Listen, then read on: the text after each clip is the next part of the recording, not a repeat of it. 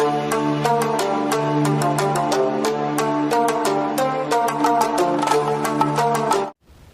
the name of Allah, the most gracious and the most merciful, my name is Sam Shahzad and I am here to teach you biology class second year.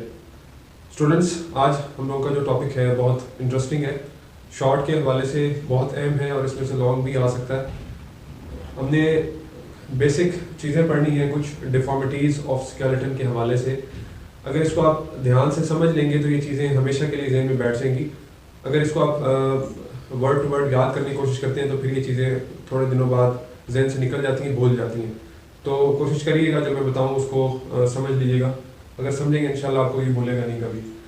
Start करते हैं इसके topic के नाम से, deformities of skeleton. Deformities का मतलब क्या होता है? इसका मतलब होता है कि खराबी होना, खराबी पैदा होना। स्केलेटन हमें पता है कि हमारा पूरा जो बोन्स का एक नेटवर्क है बॉडी के, उसको हम स्केलेटन कहते हैं। तो डिफॉर्मिटीज़ ऑफ स्केलेटन, स्केलेटन के अंदर खराबी होना, उसके अंदर और उसकी फिर जो वजूहात हैं हमने उनको डिस्कस करना है कि क्या वो जो है मेन रीजंस हैं जिसकी वजह से स्केलेटन के अंदर डिफॉर्मिटीज़ पैदा होती हैं। सबसे पहली चीज़ इसके अंदर है जेनेटिक कॉजेज़, कि जेनेटिक कॉजेज़ की वजह से जीन्स में जो चली आ रही होती हैं उस ड्रॉबैक्स होते हैं जीन्स की, उसकी वजह से डिफॉर्मिटीज़ ऑफ स्केलेटन कॉज होते हैं।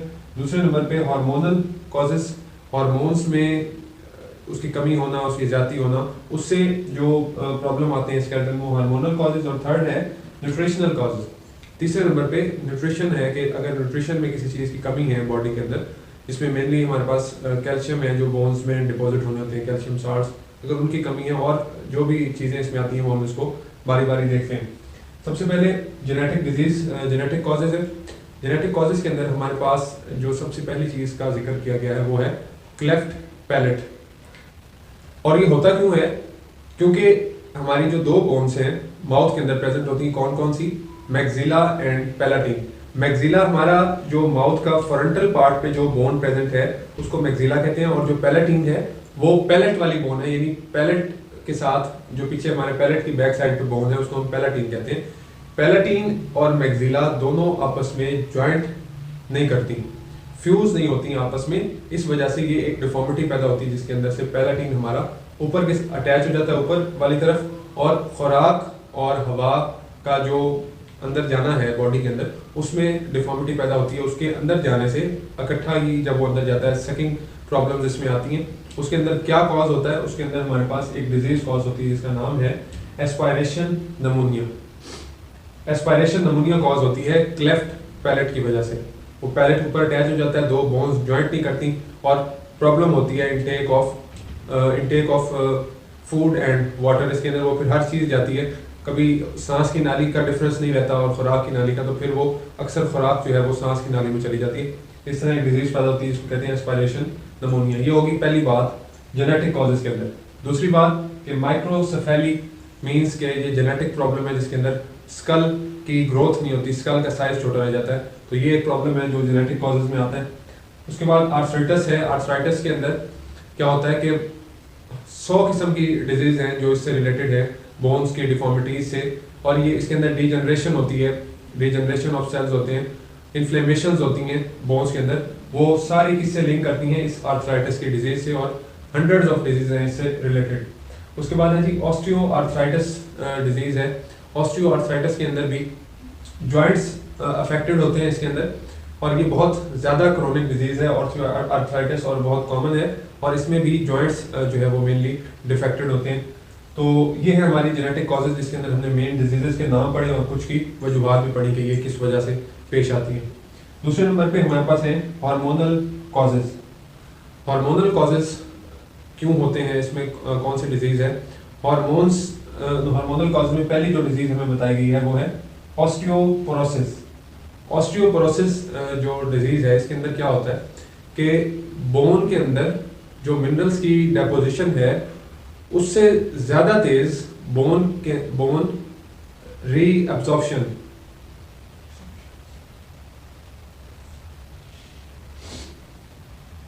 इस डिजीज में क्या होता है ऑस्टियोपोरोसिस के अंदर कि बोन्स के अंदर मिनरल्स की डेपोजिशन से ज़्यादा तेज़ी से क्या काम होता है रिजॉर्प्शन ऑफ बोन्स का काम तेज होता है बनिस्बत के डेपोजिशन इन बोन्स। बोन्स के अंदर जो मिनरल्स ने डिपॉजिट होना होता है उससे ज़्यादा तेज़ी से बोन्स रिजॉर्प्शन की तरफ जाना शुरू हो जाती हैं, डिजॉल्व होना शुरू हो जाती हैं बोन्स। ये किस में होता है? ऑस्टियोपोरोसिस में। इसके अंदर ऐसी ग्रुप ऑफ डिजीजेज होती हैं ऑस्टियोपोरोसिस के अंदर कि हमारी बोन्स जो हैं वो उनकी रिजॉर्प्शन ज़्यादा तेज़ी से होती है बनिस्बत के डेपोजिशन से। उनके अंदर जो डिपॉजिट्स होने होते हैं मिनरल्स उससे ज़्यादा तेज़ बोन जो है अपने मिनरल्स को लूज करना शुरू कर देती हैं, रिजॉर्प्शन का अमल ज़्यादा तेज़ होने लग जाता है। ये बेसिकली ये डिजीज़ जो है वो पाई जाती है एजड वुमेंस के अंदर। और वो एक तो ये भी है कि उनको डाइट प्रॉपर नहीं मिल रही होती, एक्सरसाइज प्रॉपर नहीं करती, स्मोकिंग के इसमें स्मोकिंग का भी अमल दखल होता है कि अगर स्मोकिंग कर रही है तो इस वजह से भी ये प्रॉब्लम्स पैदा होती हैं। लेकिन जो मेन इसका कॉज है वो ये है कि एस्ट्रोजन जो हार्मोन है वो कम रिलीज होता है, decrease level of release in estrogen hormones in females, जिसकी वजह से ऑस्टियोपोरोसिस कॉज होती है। और इसका ट्रीटमेंट क्या है? इसका ट्रीटमेंट है इस डिजीज का ERT, एस्ट्रोजन रिप्लेसमेंट थेरेपी, जिसके अंदर ऑस्टियोपोरोटिक बोन फ्रैक्चर्स को उसका ट्रीटमेंट किया जाता है एस्ट्रोजन रिप्लेसमेंट थेरेपी के साथ। मीन्स कि एस्ट्रोजन हार्मोन्स बॉडी में अगर नॉर्मलाइज होंगे तो फिर ये प्रॉब्लम नहीं होगा कि बोन्स जो है वो रिजॉर्प्शन उनकी ज़्यादा तेज हो बनिस्बत के डेपोजिशन से। तीसरे नंबर पे हम जो चीज़ डिस्कस करने जा रहे हैं वो है न्यूट्रिशनल कॉजेज। खुराक की ग़िज़ाई किल्लत, ग़िज़ा में किसी चीज़ का कम होना जो बॉडी को ज़रूरत है और ना मिल रहा हो तो वो कॉज करता है डिफॉर्मिटीज ऑफ स्केलेटन। उसके अंदर सबसे पहले है ऑस्टियोमलेसिया। ऑस्टियोमलेसिया मीन्स के सॉफ्टनेस ऑफ बोन्स, बोन्स का सॉफ्ट हो जाना। और ये कॉज क्यों होती है? ये इनएडिक्वेट मिनरल्स का बॉडी में जो जितनी मिकदार में मिनरल्स चाहिए उस मिकदार में ना मिलना, इनएडिक्वेट क्वांटिटी में मिनरल्स का बॉडी में प्रेजेंट होना या उस क्वांटिटी में बॉडी को मिलना, ये कॉज करता है ऑस्टियोमलेसिया को। और इसके अंदर होता क्या है कि जो इसके सिम्टम्स में जो चीज़ आती है कि एक तो पेल्विस और जो लेग बोन्स हैं वो बोर्ड होना शुरू हो जाती हैं, उनका जो शेप है उसमें टेढ़ापन आना शुरू हो जाता है हमारी पेल्विस की और लेग्स की बोन में। और उसका सिम्टम्स क्या होते हैं कि जब वजन बढ़ता है हमारे जो बोन्स जो वजन बर्दाश्त करती हैं पूरी बॉडी का, उनमें पेन होना शुरू हो जाती है। हमारे पेल्विक रीजन में, हमारी लेग्स के रीजन के अंदर पेन होना शुरू हो जाती है जब वो वेट बेयर करती हैं। तो ये उसके सिम्टम्स हैं ऑस्टियोमलेसिया के। इसके अंदर हमने यही पढ़ा कि मिनरल्स की कमी होना बॉडी के अंदर, जितनी मिकदार में चाहिए बोन्स को उस मिकदार में मिनरल्स ना मिलना। इसके अंदर हमारे पास कैल्शियम साल्ट्स जो है उसकी खास तौर पे कमी होना जो बोन्स को मजबूत करता है। इसमें कैल्शियम साल्ट्स मिल जाते हैं कि उसकी कमी होने की वजह से बोन्स वीक हो जाती हैं और फिर पेन शुरू हो जाता है। वेट बेयरिंग बोन्स जो होती हैं उसके अंदर जब उस पर वजन बढ़ता है तो तकलीफ शुरू होती है। उसके बाद हमारे पास रिकेट्स की डिजीज़ है। ये ज़्यादातर चिल्ड्रन के अंदर पाई जाती है रिकेट्स की डिजीज़। और इसके अंदर क्या होता है कि पेल्विक रीजन और जो लेग्स हैं वो वही बात है कि बोर्ड होना शुरू हो जाती है, उनकी शेप सही नहीं रहती, उनकी शेप डिफॉर्म हो जाती है रिकेट्स के अंदर बच्चों में। और होती ही क्यों है? ज़्यादातर कैल्शियम की कमी की वजह से और विटामिन डी की कमी की वजह से, विटामिन डी एंड कैल्शियम की कमी की वजह से ये रिकेट्स की डिजीज़ होती है बच्चों में ज़्यादातर। और इसका जो इलाज है, इसका ट्रीटमेंट है वो है कि फोर्टिफाइड मिल्क जो है वो जिसमें कैल्शियम की मिकदार ज़्यादा हो, ग़िज़ाइयत से भरपूर जो दूध है जिसमें कैल्शियम की मिकदार ज़्यादा हो, वो इसका इलाज है रिकेट्स का, जो बच्चों को प्रोवाइड किया जाए। और दूसरे नंबर पे सनलाइट में बच्चों को बिठाया जाए ताकि सनलाइट से विटामिन डी जो है वो प्रोड्यूस होती है। तो ये इसका क्योर है।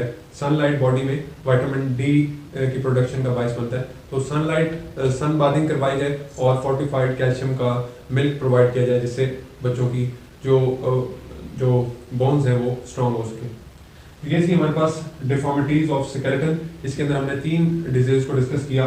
जेनेटिक कॉजेज, इसका बायस बनती है डिफॉर्मिटीज ऑफ स्केलेटन का, हार्मोनल कॉजेज और न्यूट्रिशनल कॉजेज। ये बहुत आसान है, इसको एक दफ़ा रीड आउट कीजिएगा, इंशाल्लाह आपको ये तैयार हो जाएगा। साइंस को इजाज़त दीजिए। अल्लाह हाफ़िज़।